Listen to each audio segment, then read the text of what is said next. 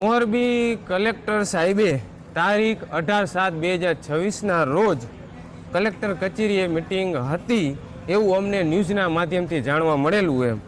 અને આ મિટિંગમાં ખેડૂતોના કોઈ પણ પ્રતિનિધિ હાજર ન હતા, પરંતુ ભાજપના હોદ્દેદારો હાજર હતા એવું અમને લાગ્યું છે. અને વાત આપણે અત્યારે એ કરવાની છે કે માર્ચ 2025 સુધીના જે આંકડા છે એ હું તમારી સમક્ષ રાખું છું એમ કે ગુજરાતમાં જે વીજળીનું ઉત્પાદન છે ને એ 58.2 ગીગાવોટ હતું એમ, જેમાંથી RE ઉર્જા એટલે કે સોલાર અને પવનચક્કી દ્વારા જે વીજળીનું ઉત્પન્ન થાય તે 31.4 ગીગાવોટ અને કોલસાથી જે વીજળી ઉત્પન્ન થાય તે 16 ગીગાવોટ છે એટલે હતું એમ 2025 સુધીમાં. અને ગુજરાતમાં જે આપણે વીજળી ઉત્પન્ન થાય છે એમ એની સામે જે આપણે ગુજરાત રાજ્યની જે રિયલ ટાઈમ ઓપરેશન જે માંગ એટલે કે જે ડિમાન્ડ છે, જે વપરાશ છે ને એ 22 ગીગાવોટ છે. તમે વિચારો કે સૌર ઉર્જા એટલે કે RE ઉર્જા જ આપણી પાસે 31.4 ગીગાવોટ હતી અને આપણી માંગણી એની સામે 22 ગીગાવોટ છે. તો કોલસા દ્વારા વીજળી ઉત્પન્ન બંધ કરી દો ને તોય તમારે કહેવાય ને તો કે 9.4 ગીગાવોટ વધુ ઉત્પાદન છે ગુજરાતમાં. બરોબર, ગુજરાત બીજાને વેચી શકે એટલું 2025માં હતું. અને ગુજરાતમાં જે આ વીજળી ઉત્પન્ન કરવા માટે જે પ્રાઇવેટ કંપનીઓ છે એનો જે ભવિષ્યનું પ્લાનિંગ છે એ મુજબ 2026-27 સુધીમાં 97 ગીગાવોટ કરવાનો પ્લાનિંગ છે. 2034-35 સુધીમાં 183 ગીગાવોટ ગુજરાતમાં ઉત્પન્ન કરવાનો એનો પ્લાનિંગ છે. એટલે કે આમ જોઈને તો આપણે પહેલાં કીધું ને એમ કે 22 ગીગાવોટ આપણો વપરાશ છે ગુજરાતનો, એમાં બધું આવી જાય, ઇન્ડસ્ટ્રીયલથી માંડીને તમામ વપરાશ આવી ગયો એટલો છે. એની સામે જ આપણું ખાલી સૌર ઉર્જા અને પવનચક્કી ઉર્જા જ 31.4 ગીગાવોટ હતું એમ. એટલે કે 9.4 ગીગાવોટ આપણે જરૂરિયાત કરતાં વધુ ઉત્પાદન કરતા હતા. RE એનર્જીની જો ખાલી વાત છે હો. અને ગુજરાતમાં જે એને આપણે જરૂરિયાત એના કરતાં વધુ ઉત્પાદન થાય એમ. અને ગુજરાતમાં જે RE વીજળી ઉત્પન્ન થાય એમ એ પ્રાઇવેટ કંપનીઓના જે ભવિષ્યમાં કચ્છ અને જામનગરમાં જે ઉત્પન્ન કરવાની છે સોલાર અને પવનચક્કી દ્વારા એમ, તે વીજળી છે ને એ બીજા રાજ્યો અને બીજા દેશોમાં વેચવાની એમ. અને કંપનીએ આ સેવા નથી કરવાની, સમજો, આ એને પોતે વેપાર અને ધંધો કરવાની છે કંપની. અને પ્રાઇવેટ કંપની ધંધા માટે ગુજરાત રાજ્યના લાખો ખેડૂતોના ખેતરમાંથી આ વીજ લાઈનો નાખવાની છે. એટલે કે ગુજરાતના લાખો ખેડૂતો, ખેત મજૂરો અને પશુઓના ભોગે બીજા રાજ્યો અને બીજા દેશોમાં વીજળી વેચીને પ્રાઇવેટ કંપનીઓએ ધંધો કરવાનો છે. અને એ ગુજરાતનો ખેડૂત આજે પણ નહીં ચલાવે અને કાલે પણ નહીં ચલાવે એમ.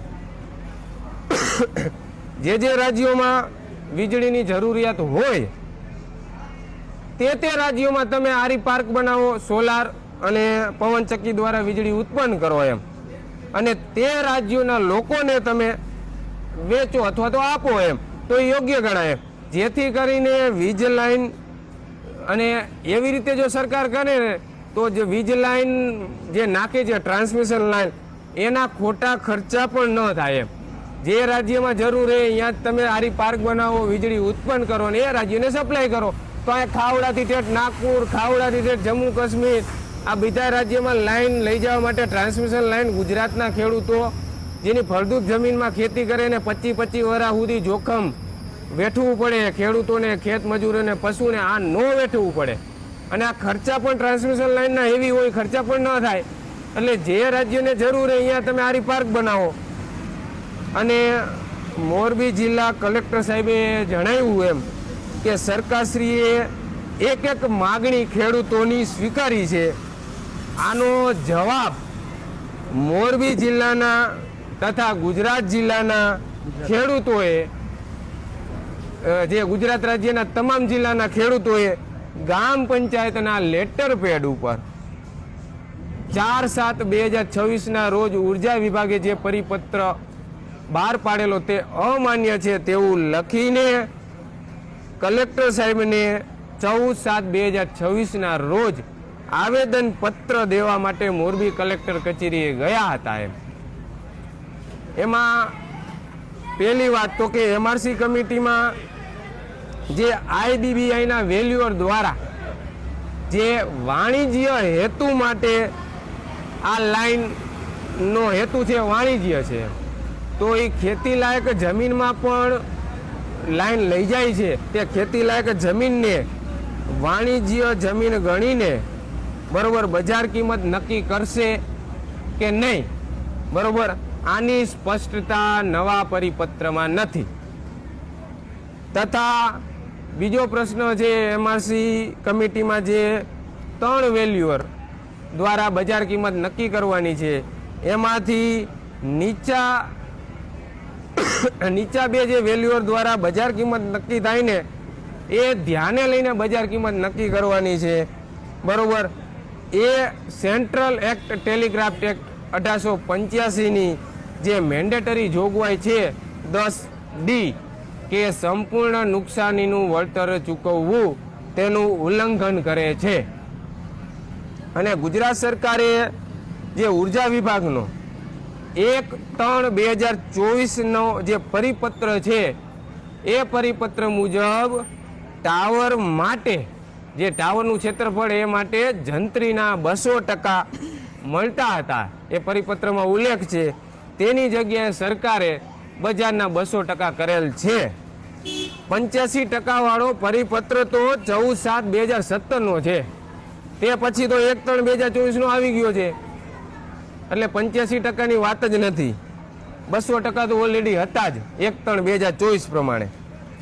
અને કોરિડોર માટે જે બજાર કિંમતના 30% વળતર આપવાની જે વાત કરે છે નવા પરિપત્રમાં, અને ખેડૂતોને જે નુકસાન થાય છે થાંભલો અને તાર આવવાથી તેની ભરપાઈ બજાર કિંમતના 30% દેવાથી ક્યારે પણ ન થાય. અને ટેલિગ્રાફ એક્ટ 1885ની કલમ 10D મુજબ થાંભલો અને તાર આવવાથી સંપૂર્ણ નુકસાનીનું ભરપાઈ થવું જોઈએ. એ બજાર કિંમતના 30% દેવાથી ન થતું હોવાથી એ કાયદાની જોગવાઈનું ઉલ્લંઘન થાય છે. જ્યારે ખેડૂતોએ પોતાની માગણી કલેક્ટર સાહેબને જે 14/7/2026ના રોજ લેખિતમાં આવેદનપત્ર સ્વરૂપે આપેલી હોય એમ, અને એમાં જે ઉર્જા વિભાગનો પરિપત્ર છે એ ખેડૂતોની માગણી મુજબ ન હતો, બરોબર. એટલે તો ખેડૂતો 14/7/2026ના રોજ ગયા હતા કલેક્ટર સાહેબને આવેદન દેવા માટે. એટલે કે એમાં જે ખેડૂતોની માગણી છે એ માગણી મુજબનો પરિપત્ર નથી, બરોબર, એ સાબિત થાય છે.